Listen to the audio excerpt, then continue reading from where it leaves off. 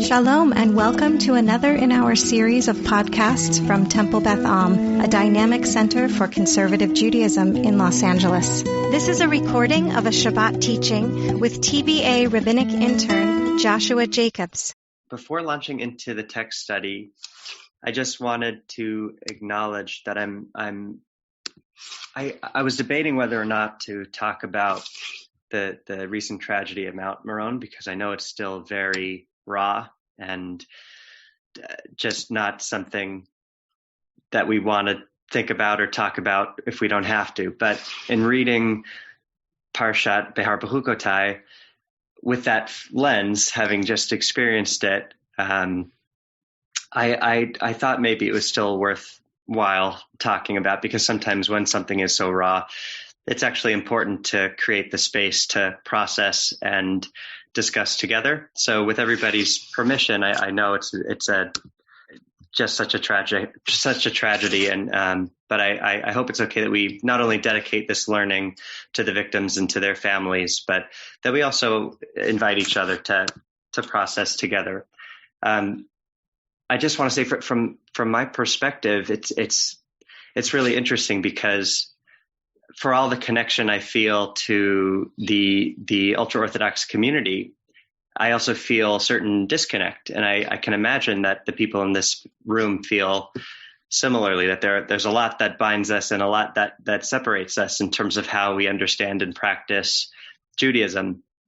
And when I look at some of the pictures of this huge masses of people, right, in their black hats and in their suits, and almost becoming one body, right? Because I think that's by design, that in the ultra-Orthodox community, there is this emphasis on community versus individual. And that's consistent throughout Judaism, of course, but I think it's particularly there in the ultra-Orthodox community, just seeing this one mass. And for all the ways in which we might be different, obviously we're all one Jewish people and one Jewish community. And so the learning the big insight that I wanted to leave us with is what I also want to start us with, which is that if any one of us falls, we all fall, because that's the nature of any community and any collective, any people. So if I have sharing capacities, which I think I do, I'm going to go ahead and share the source sheet. This is from Behar Bechukotai. And for those of us familiar with it, Behar, we get a lot of discussion about the Jubilee, which we read just now, and then Bechukotai gives us blessing and curse, right? If you follow the commandments, all of these blessings are in store for you, and if you swerve away from the commandments, here are the curses that are in store for you. And the curses are quite graphic. And even though what I'm about to bring is in the context of a curse, for the sake of our learning and our discussion, I'm wanting to separate it from that context. I want us not to associate it with the curse in which God is explaining it in the Parsha. Because I think when you do that, the verse hits us in a different way. So the first verse, this is why I couldn't not bring it. It just, in reading it this week, I couldn't help but associate it with the tragedy. This is from Vayikra, verse 26-37. With no one pursuing, they shall stumble over one another as before the sword. And there's a very interesting commentary on it.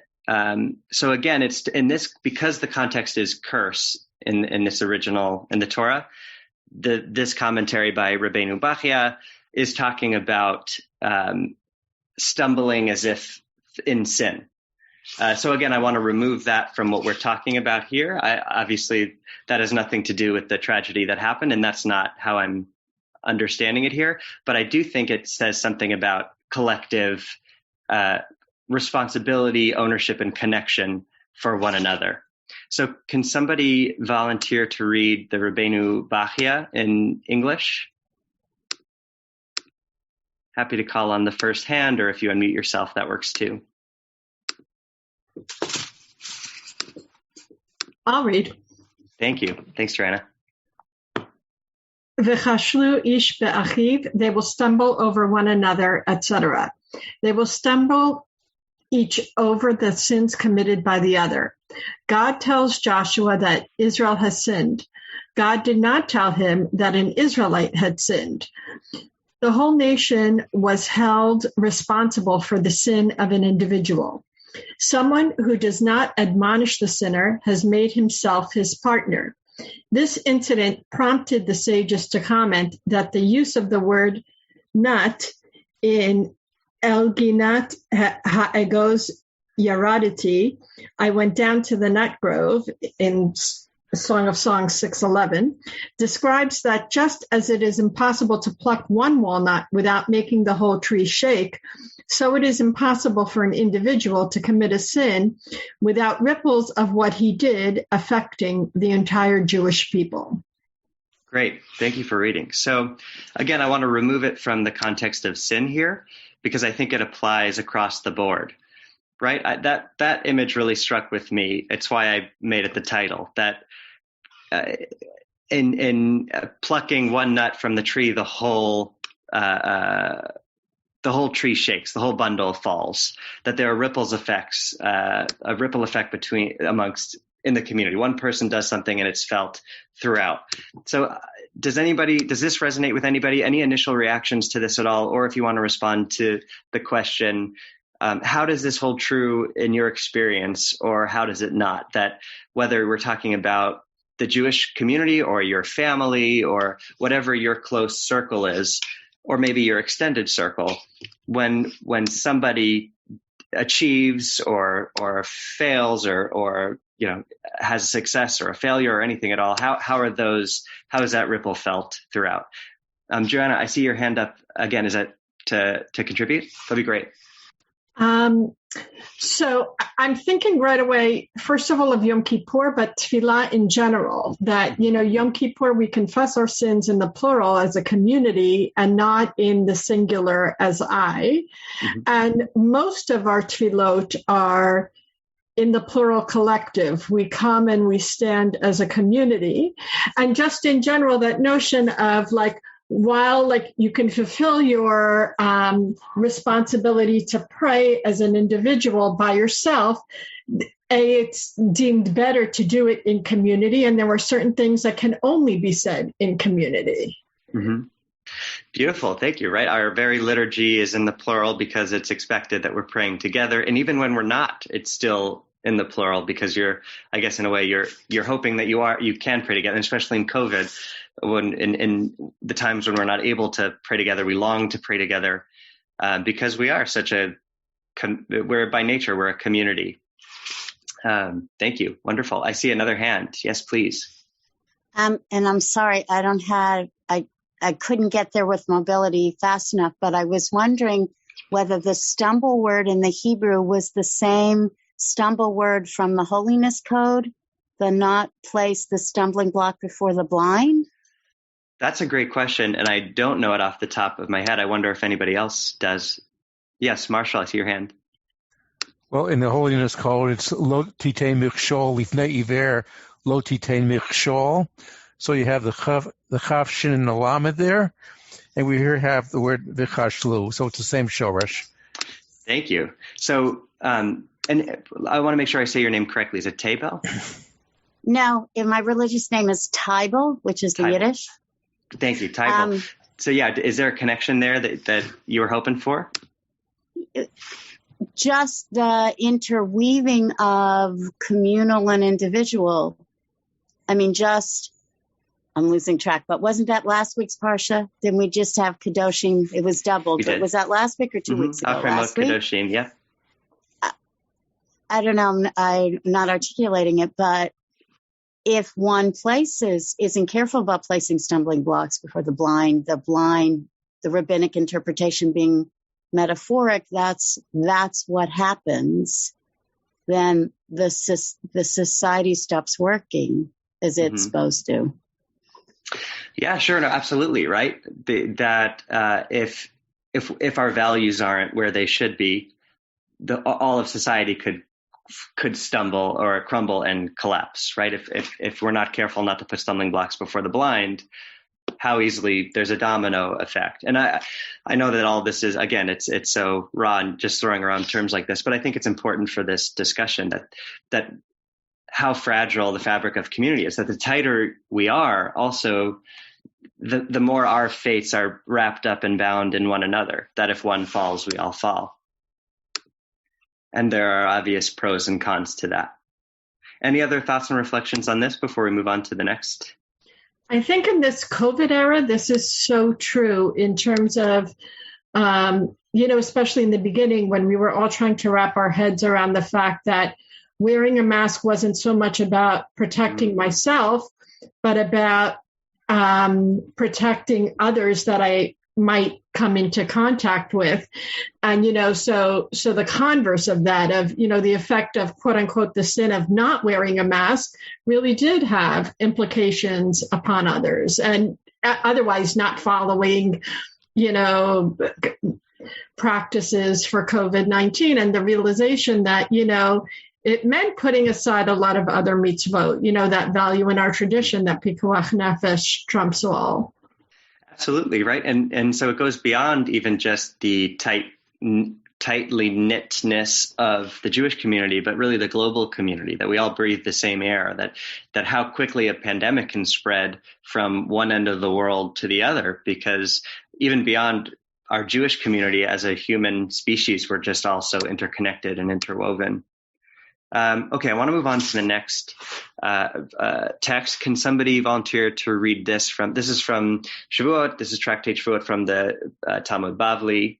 And this you've probably heard before. If not, obviously no problem, but it's a pretty classic piece of text from our rabbinic literature. Anybody want to read in English? Yes, please. Sorry, I'm not seeing all of That's okay. Great. And they shall stumble one upon another. They shall stumble spiritually, one due to the iniquity of another, which teaches that the entire Jewish people are considered guarantors for one another. Great. Thank you, Larry. So this is obviously a fundamental value. And I think it's something that I take great pride in reading. And I know it's also harder. It's easier said than done. So I'd love any reactions, responses to this. Is this something that is achievable? Is it something that's wonderful to strive for, but impossible to attain? Or what does it mean to truly be responsible one for another? Yes, please. It's just not what you asked for, sorry, but just an association, which is there's a time period in my life where for other people I was writing a lot of life cycle documents, including covenantal ceremonies for children of either gender. This was enough decades ago, only 2 genders were being considered. But there was a quotation that everybody loved, which is that the children were the guarantors. The next generation were I'm blocking on exactly what it was, but it's that the next generation were the guarantors of the Torah. Maybe it's not so popular anymore. And I just thought that was interesting because here it's just everybody guarantors for everybody else. And this was a generational thing. Oh, that's really interesting. The Lador Vador concept there, that you hopefully instill the values in the next generation, that you can rest assured that they will be guarantors for the tradition, for the Torah, especially years later when we're no longer around and it's up to the next generation. Lovely. Anyone else? What does it mean to truly be responsible one for another? And you can also apply it to the specific situation that prompted all of this, that there are certain things where when we look at the ultra-Orthodox community, I think there's so many ways in which I aspire to that level of devotion and joy. And for all these, that huge mass to congregate at Mount Meron for Lag BaOmer celebrations and festivities, it's a certain joy and ecstasy that I can only aspire to. And there are other ways in which, I have chosen not to live an ultra-Orthodox life. And so there are these bridges and there are these walls that bind us and separate us. And yet in moments where we might separate one from another, whether it's to Jews to the right of us, Jews to the left of us, wherever you find yourself, what are the ways in which, do you agree with this notion that we are guarantors one for another, no matter our disagreements or agreements, that we're actually responsible for one another? We can't just say, chalk it up to differences. We're actually responsible one for another. And you can also apply it to the American landscape or to any other group. It doesn't have to just be the Jewish community. Yes, Taibo, please. Senior mind works slowly, especially sleep deprived. I actually think it's Shir HaShirim Rabbah, and that there was a series about who weren't good guarantors. There was just a series. Definitely ancestors, maybe kings, or maybe prophets, I don't remember, but a series. And at the end, it's how about our children, and God accepts the children as the guarantors of the Torah. But I think it's Shir HaShirim Rabbah. Oh, great. Thank you for sharing. That's great. Allows us to go and reference that. Any final thoughts on this text before moving on to our final piece? Okay, great. So before we round this off, I just want to thank everyone again for jumping in with me on this vulnerable subject, and one that we're still processing and coming to terms with. So again, the reason I wanted to bring all this is just that idea that when one falls, we all fall. Even I was personally, I had complicated feelings around this, because certainly nothing but heartbreak and tragedy, but also this feeling of I so connect to these people, and I also don't in significant ways. And I didn't want to feel any disconnect. I wanted to feel only connection, but that's not always easy to access, which is why I wanted to bring these sources, because I think through the Parsha, I felt that deeper connection. So can somebody please read this final poem? This is by Carly Wilson Baker. This was a poet in the sort of turn of the century, 20th century, and 21st century. And I think it's very lovely. Could somebody volunteer to read? Great. Yes, please. Oh God, you said, say we. But I shook my head, hid my hands tight behind my back, and said stubbornly, I.